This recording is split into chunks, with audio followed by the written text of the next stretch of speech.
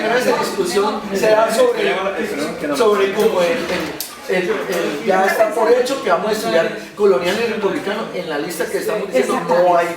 No todos son coloniales. Exactamente,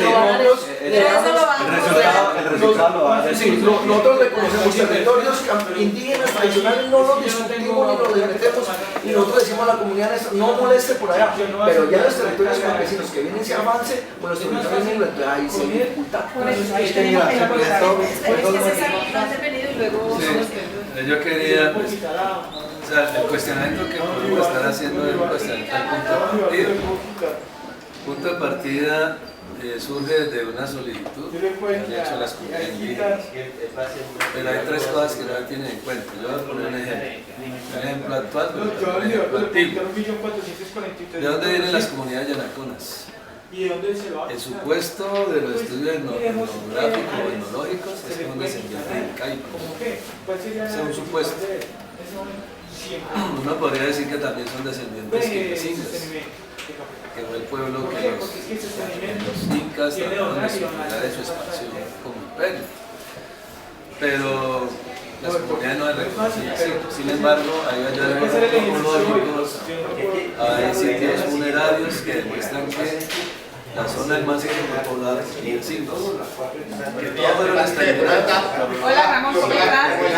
Que todos fueron exterminados, no se sabe qué tanta mestizaje hubo en el yanaconaje, que era la forma de esclavismo incaico.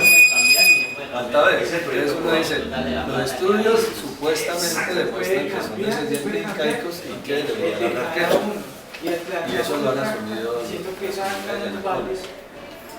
¿Hoy qué dice? Que van a retomar su origen incaico y a raíz del auto 04 los padres de Salvador proclaman la nación antiamazónica yanacona del macizo colombiano. ¿Eso qué implica? El resto de descendientes o comunidades que hay allí, pues ya no somos de ahí, nos cayendo. Esa es una realidad. Pero parte de un estudio geográfico que dice que son descendientes incaicos. Podría ser descendientes podrían ser digamos el proceso de, bueno, algunos llaman mestizaje, a mí no me gusta la palabra mistura o interculturalidad.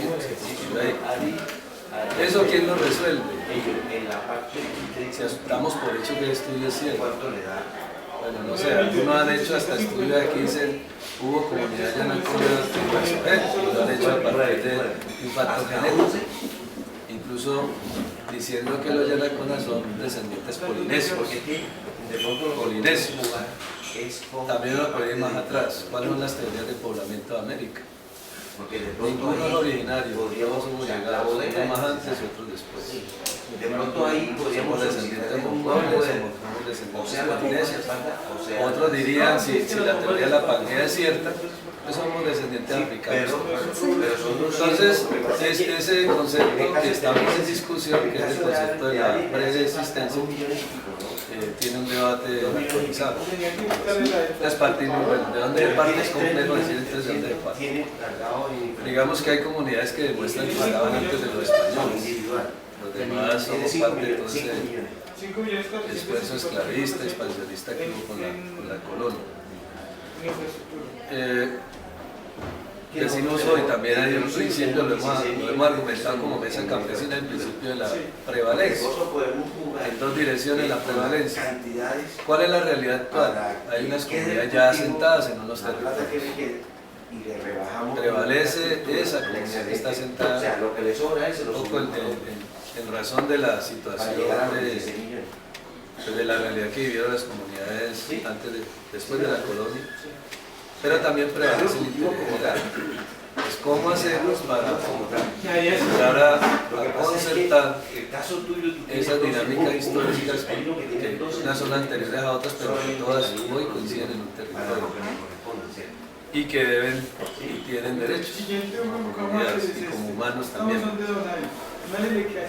La otra parte del asunto,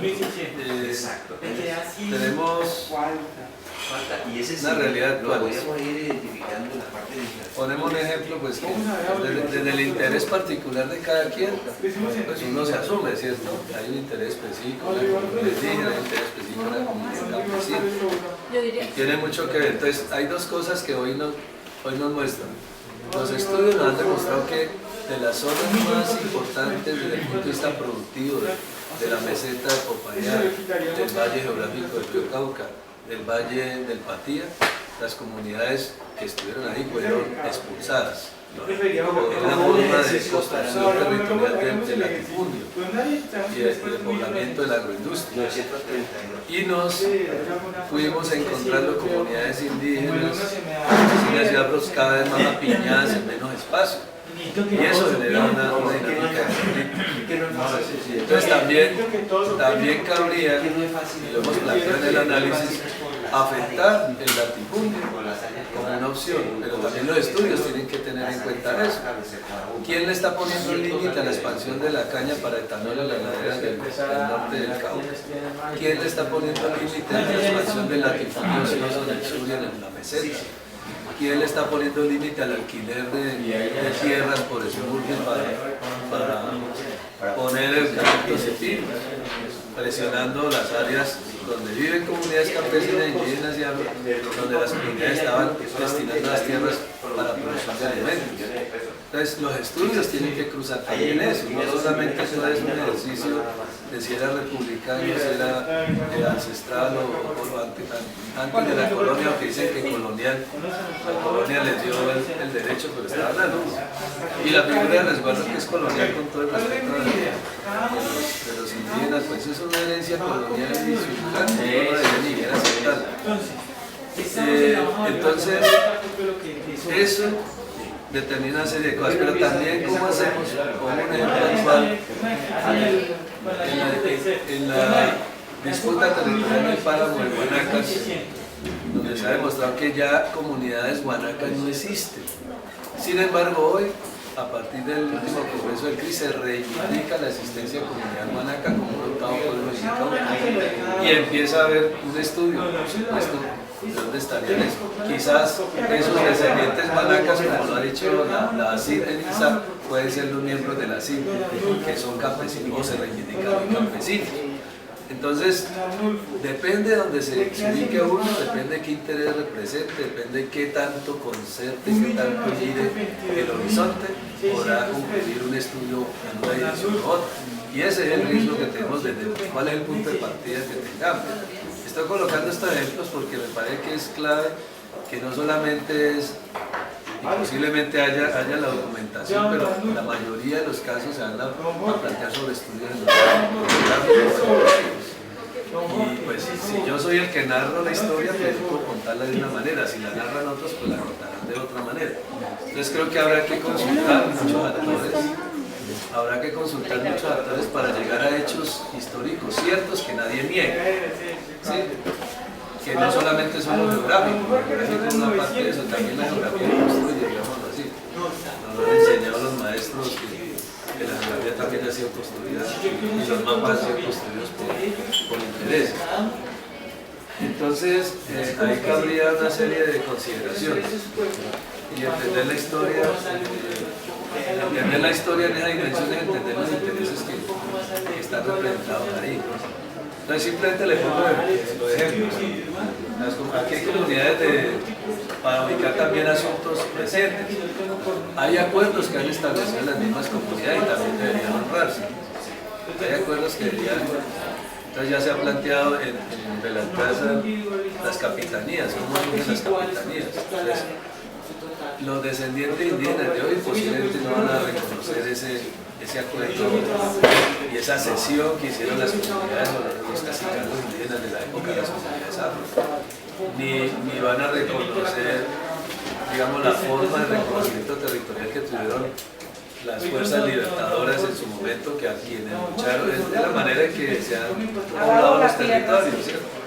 A las fuerzas que dirigió X o Y comandante se le asignan tierras en X o Y territorio, creyendo que son vacíos, pero resulta que no estaban vacíos, había gente ahí, pero llegaron con títulos republicanos a ocupar un territorio donde había otra gente, posiblemente hasta otra comunidad indígena que después desaparece, como en el caso de Beatijao, que finalmente concedió el territorio de las capitales. Entonces hoy hay una reclamación de comunidades nazis. Podría hacerse el estudio histórico, ¿no? Pues sí, hay comunidad NASA ahí, pero ¿quiénes eran los pobladores anteriores a la NASA?